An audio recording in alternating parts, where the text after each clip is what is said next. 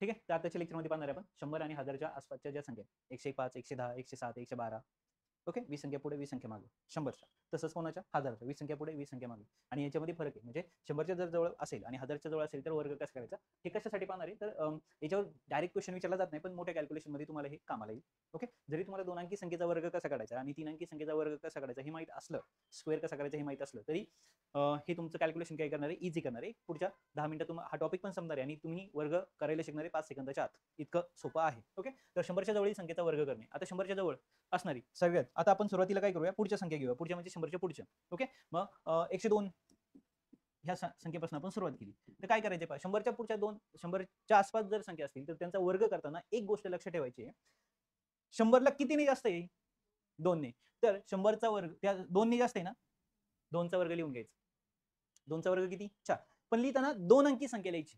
लिहिताना किती अंकी लिहायची, 2 अंकी. 100च्या जवळ आहे ना, 100 वर किती शून्य असतात, 2 अंकी लिहायची. मग राहिले पहा, आता काय केलं, 100ला कितीने जास्त आहे, 2 ने. मग 2चा वर्ग लिहिला, पण लिहिताना कसा लिहिला, 2 अंकी. ओके, आता 102 आकडा आहे ना, ह्या 102 मध्ये 100ला किती जास्त आहे, 102, 2 ने ना, त्याच्यात परत 2 मिळवायचे, म्हणजे किती झाले, 104. हा त्याचा वर्ग आहे. तुम्ही करून पहा, तुम्हाला हा त्याचा वर्ग भेटेल.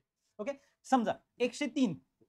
आता काय करणार आहे तुम्ही, 3ला किती, 100ला किती जास्त आहे, 3 ने. मग 3चा वर्ग, पण लिहिताना मी कसं लिहिणार, 09, 09. 103 आहे ना, 103 मध्ये परत 3 मिळवायचे, 106. हा त्याचा वर्ग आहे. आता मोठी संख्या घेऊ, 112. 112 याच्या आधी एक पहा, 112 येण्याच्या आधी आपण अजून एक, आता ही एक अंकी संख्या होती ना. ओके, 107 घेऊ.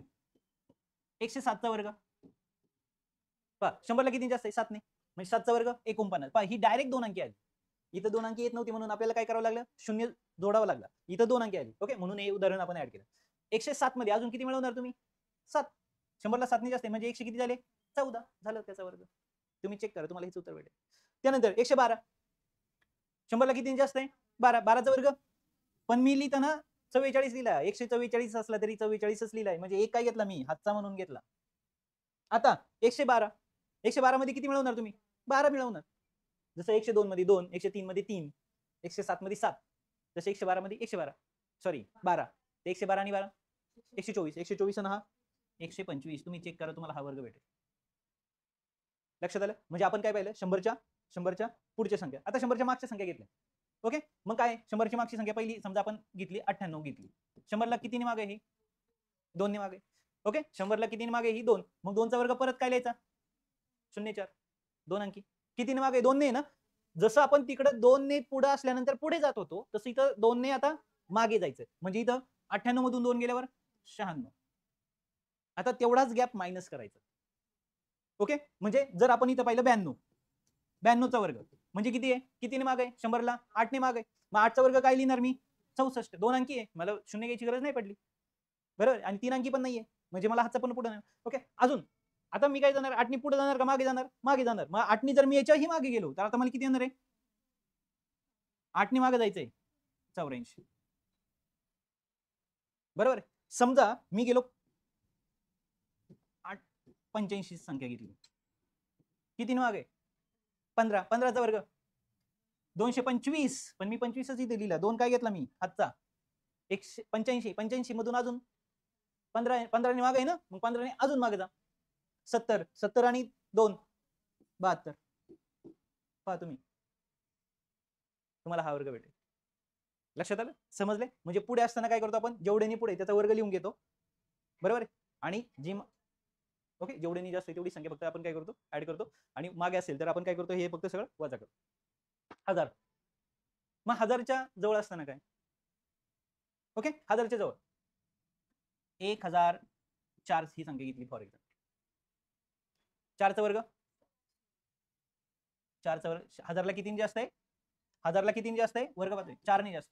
4चा वर्ग 16, पण मी 016 लिहिले. आता मला किती अंकी ठेवायची, शेवटची संख्या 3 अंकी लिहायची.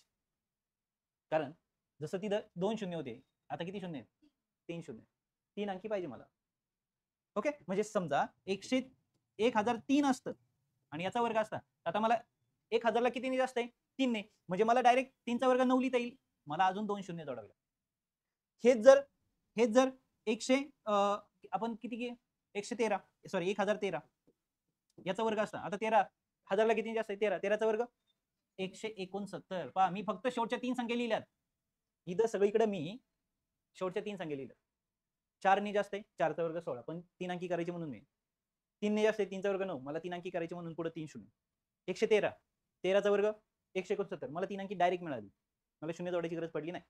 बस झालं एवढंच करायचंय. कितीने जास्त आहे 1000ला 4 ने. मग 1000 किती झाले आता इथं 1008.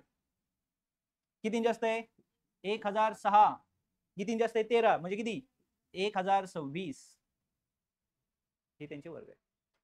मग हेच फक्त तुम्हाला आता काय करायचंय मायनसला असताना काय करणार आता मागे 1998 समजा घेतला आपण.